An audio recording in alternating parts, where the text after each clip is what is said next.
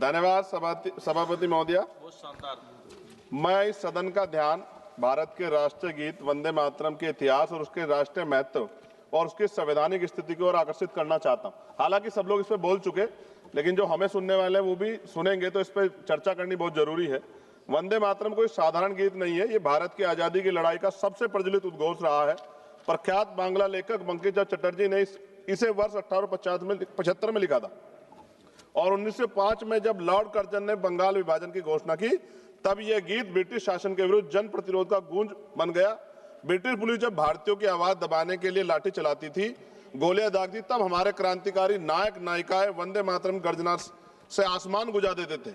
अनेकों वीरों ने फांसी के तख्ते पर चढ़ते हुए गोलियों का सामना करते हुए अंतिम शब्द वंदे मातरम ही कहे थे। इतना ही नहीं, अंग्रेजों ने इस गीत से इतने भयभीत हुए कि उन्होंने इस पर प्रतिबंध लगा दिया। सभापति महोदय, साल 1937 में जब राष्ट्रगान तय करने का प्रश्न उठा तो इसके लिए एक समिति बनाई गई। तो साल 1937 में बनी वह 3 सदस्यीय समिति, जिसमें नेहरू जी, नेताजी सुभाष चंद्र बोस और गुरुदेव रविंद्रनाथ टैगोर जैसे महानायक शामिल थे। और टैगोर जी की सलाह पर वंदे मातरम के पहले 2 अंतरों को राष्ट्रीय गीत के रूप में स्वीकार करने की अनुशंसा की गई।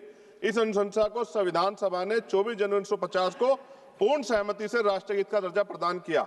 ऐसे में आज उसकी स्थापित, स्वीकृत और सर्वमान्य स्थिति पर अनावश्यक विवाद खड़ा करना न केवल इतिहास के तथ्य और संविधान की मर्यादा के विपरीत है, बल्कि यह उन महान विभूतियों, विशेषकर बोस जी और रविन्द्रनाथ टैगोर का भी अपमान है, जिन्हें आज भाजपा स्वयं अपना आदर्श बताती।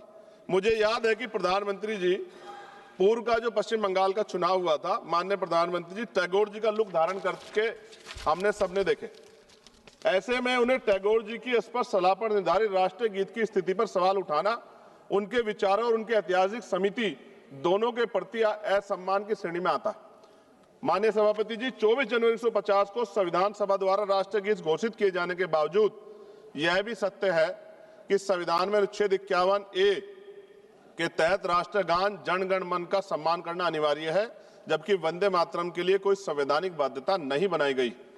इसलिए वंदे मातरम का सम्मान हमारे नैतिक कर्तव्य है, लेकिन किसी भी नागरिक पे से अनिवार्य करना संविधान की भावना के अनुरूप नहीं। और हम संविधान को मानने वाले लोग हैं। हमारे महान स्वतंत्रता सेनानियों ने एक ऐसा भारत चाहा था जहां देशभक्ति, स्वतंत्रता और सबकी आस्था तीनों का सम्मान साथ साथ रहे। वंदे मातरम इस देश की आत्मा में बसता है, परंतु देशभक्ति को किसी एक नारे, एक गीत या एक प्रतीक तक सीमित करना भी उचित नहीं। हमारा भारत संविधान विविधता और स्वतंत्रता पर विश्वास करने वाला है। इसी संदर्भ में मैं संविधान निर्माता परम पूज्य डॉक्टर बाबा साहब अम्बेडकर की एक अमर पंक्ति कोट करना चाहता हूं, जिसमें उन्होंने कहा, राष्ट्र व्यक्ति से बनते हैं, मिट्टी से नहीं बनते। यानी राष्ट्र की असली शक्ति उसके नागरिक हैं, उनकी चेतना, उनके अधिकार, उनकी स्वतंत्रता है। मैं इस सदन में ये भी कहना चाहता हूं कि वंदे मातरम हमारा गर्व है, हमारी विरासत है, लेकिन गर्व को कभी जबरन थोपा नहीं जाता, गर्व दिल से स्वीकार किया जाता है। वंदे मातरम वो गीत है जिसने अंग्रेजी साम्राज्य हिला दिया था। आज इसे राजनीति में घसीटना, उसकी मान्यता को कम करना। वंदे मातरम हमें जोड़ता है, तोड़ने की पहचान भी बताता है। जब इसे हथियार बनाए और उनकी नीयत देश नहीं, सिर्फ आपकी अपनी राजनीति चमकाना हो। सभापति महोदय, आज भी अगर कहीं कोई आंदोलन होता, मैं एक अधिवक्ता हूं, उत्तराखंड के देहरादून में अधिवक्ता 29 दिन से कड़क ठंड में बैठे हैं, इसी राष्ट्रीय गीत को गुनगुनाते हुए आंदोलन कर रहे हैं कि हमें सरकारी चैम्बर सरकार उत्तराखंड की दे।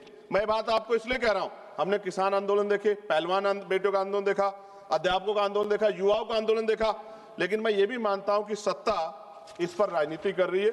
और अंत में सभापति महोदय, वंदे मातरम है दिल की धड़कन, इसे लड़ाई की दीवार मत बनाओ, इसे लड़ाई की दीवार ना बनाओ, मां के नाम पर नफरत की राजनीति का बाजार ना सजाओ। हम सम्मान से कहेंगे फर्ज है हमारा, पर किसी नागरिक की आजादी पर पहरा ये संस्कार नहीं हमारा।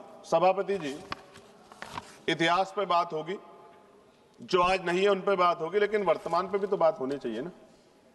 वर्तमान पे, इतिहास से हमें सीख लेनी चाहिए। आज क्या हाल है देश के? बुनियादी सुविधाएं लोगों को नहीं मिली, रोटी कपड़ा मकान की व्यवस्था नहीं है, और जुल्म जाति अन्य अत्याचार दलितों पे, पिछड़ों पे, मुसलमानों पे, आदिवासियों पे लगातार जारी। और कोई कहने सुनने वाले जब भी कोई अपनी आवाज उठाएगा उसको देश विरोधी घोषित कर दोगे, धर्म विरोधी घोषित कर दोगे। इस प्रथा से क्या देश आगे बढ़ सकता है? एक ऐतिहासिक प्रमाण बता रहा हूं जी, खत्म करते हुए ऐतिहासिक प्रमाण बता रहा हूं। राम प्रसाद मिसमिल जी ने आजादी की लड़ाई के लिए हिंदुस्तान रिपब्लिकन एसोसिएशन बनाया चाहे, लेकिन जब उन्हें लगा कि एक धर्म के लोग या एक जाति के लोग या एक क्षेत्र के लोग आजादी की लड़ाई को नहीं लड़ सकते, तो 1928 में शहीद आजम सरदार भगत सिंह जी ने उसमें सोशलिस्ट वर्ड जोड़ा। हिंदुस्तान सोशलिस्ट रिपब्लिकन एसोसिएशन क्यों बनाया? क्योंकि जब हम मिलकर रहेंगे तभी देश आगे बढ़ सकता है। और आप, मुझे पूरा ऐसा लगा जब मैंने सत्ता पक्ष को सुना कि वो राजनीतिक एजेंडे के जरिए सिर्फ मुसलमानों को टारगेट करते हुए इस बहस को लाना चाहते हैं, उनके पीछे उनका कोई और तर्क नहीं। सभापति जी, खत्म करते हुए मैं ये कह रहा हूं, आज का नौजवान अपना हक मांग रहा है, आज की बेटियां उड़ान चाहती हैं, उनके लिए सरकार पे क्यों योजना नहीं? बस इसी एजेंडे में फंसा के लगातार वो देश के नौजवानों को चलना चाहते हैं। ये ज्यादा दिन चलेगा नहीं। मैं आपके माध्यम सरकार से कहना चाहता हूं कि बुनियादी मुद्दों पर चर्चा करें, बेरोजगारी पर चर्चा करें, महंगाई पर चर्चा करें, महिला सुरक्षा पे, सम्मान पे, उनके सशक्तिकरण पे चर्चा करें और देश की तरक्की पे मिलकर कैसे आगे बढ़े इस पर चर्चा करें। बहुत बहुत धन्यवाद। जय भीम, जय भारत, जय संविधान, जय मंडल, जय जोहार।